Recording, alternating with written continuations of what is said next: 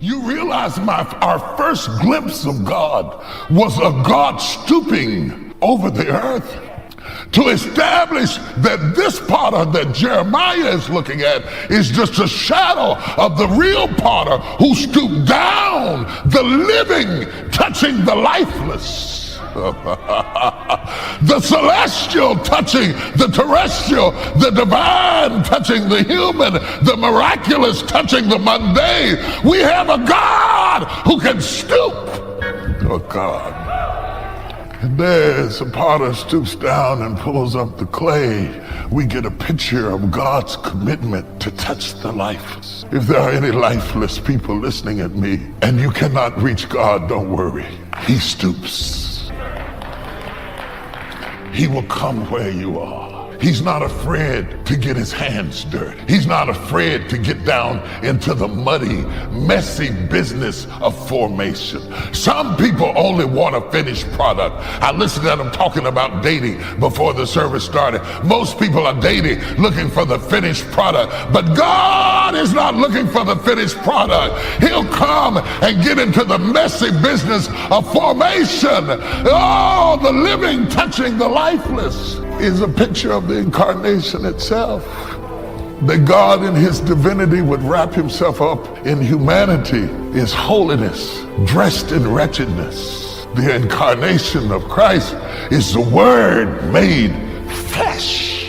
The Word wrapped in clay. That's all he needed Mary for. He was the Word before Mary's mama met her daddy. But he said, Mary, I need to borrow some clay. And the Spirit of God came up on her. Not even saying a word when he did it, but it was to make the silent sermon that we call Jesus, who is the Word walking in the garden. Write that down, the Word walks. The Word walks. It's not just that the Word talks, it's that the Word walks. The Word walks. The Word walks.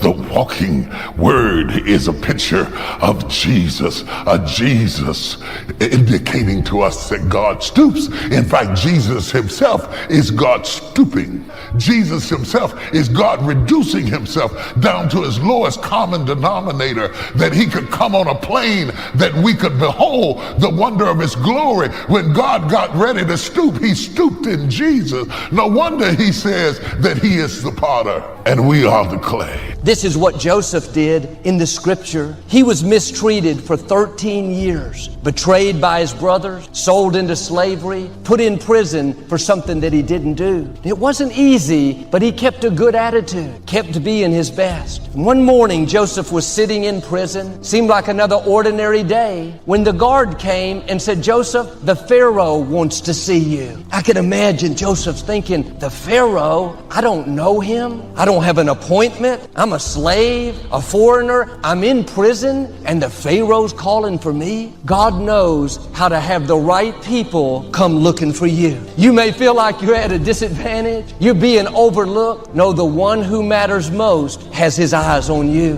The one who controls the universe, the Most High God, is watching after you. He's working out his plan for your life. Joseph walked in and was standing in the presence of one of the most powerful people of that day. He interpreted the Pharaoh's dream. He was so impressed, he made Joseph the prime minister of Egypt, second in command. It happened quickly. Joseph didn't have to run for office. The Pharaoh didn't hold a vote. He didn't interview candidates for 6 months. Right on the spot, he made Joseph the prime minister. God knows how to do a quick work.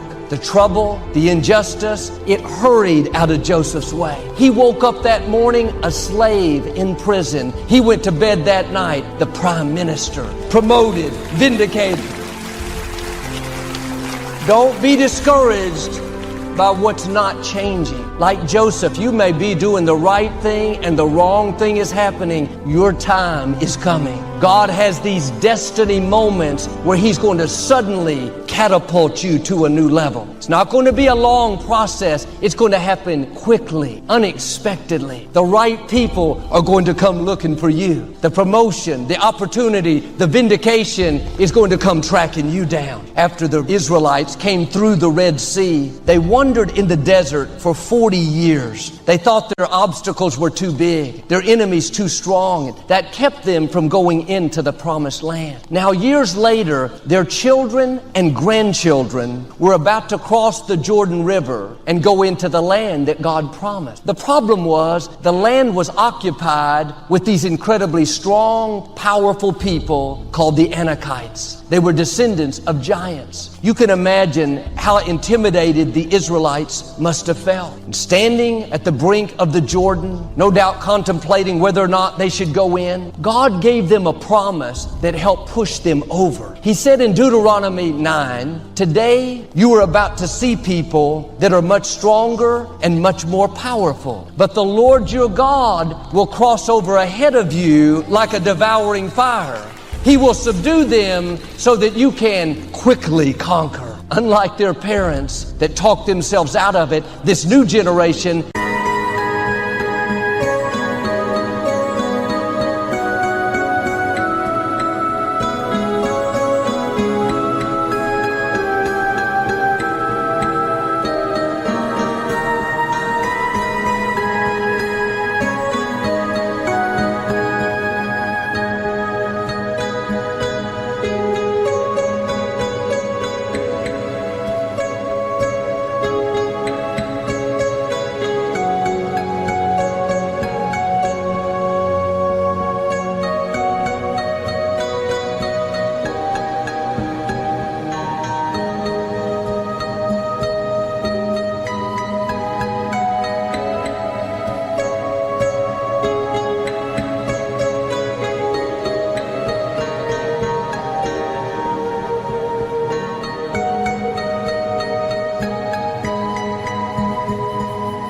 had the boldness to go in. Just like God promised, they quickly conquered the land. Of course, in the beginning, I didn't know what people's reaction was going to be because they didn't know what I was going to be doing. But once people saw what I was doing, and there's, I hear from SEALs every podcast that comes out. My brothers, they send me a text and say, "That one was great, man," and so it's awesome. It's great stuff, and yeah, I'm not really afraid of what's going to happen if someone doesn't like what I'm doing. I'm okay with it. What do you suggest to somebody who might be? Because I think there is a lot of people out there who have grand visions and ideas for what they want to do in the future, and for whatever reason, they're scared about failure or scared about the feedback or the ridicule from others. What do you say to somebody like that? Well, if you're that scared of something, maybe you should just not do it and go away and hide somewhere else where no one will bother you, in a nice comfortable place, maybe with some nice pillows and a down blanket.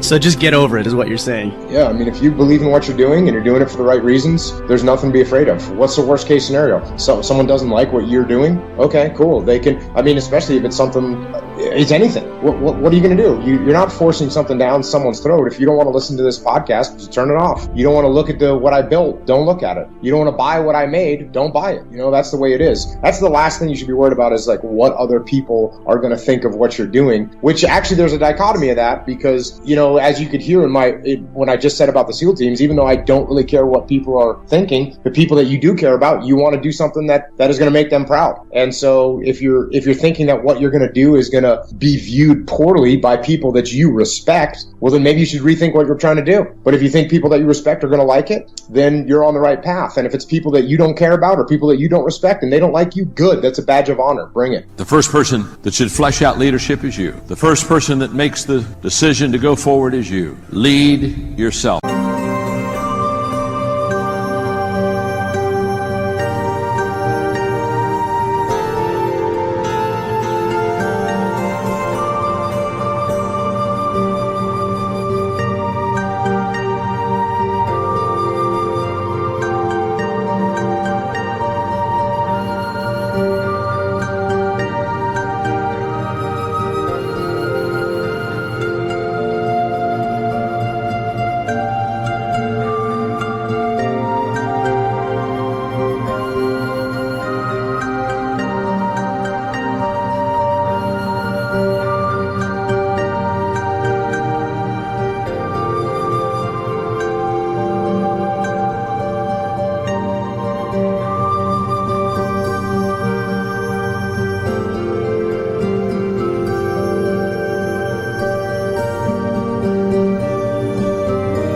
I will promise you, start there. Start small. Start with you. When I was 25, I made a very important leadership decision that literally has changed my life. When I was 25, I made a decision that as a teacher, I would never teach something that I didn't 100% believe. And what that meant was I did a lot of things, I had a lot of subjects I didn't teach on. Are you with me? But I realized that the power, the life change, the passion all comes out of living it yourself. And once you start living it yourself, it is so amazing how people will begin to follow you. So don't leave this conference and go back and say, oh, let me tell you what I learned. No, don't tell them what you learned. Show them.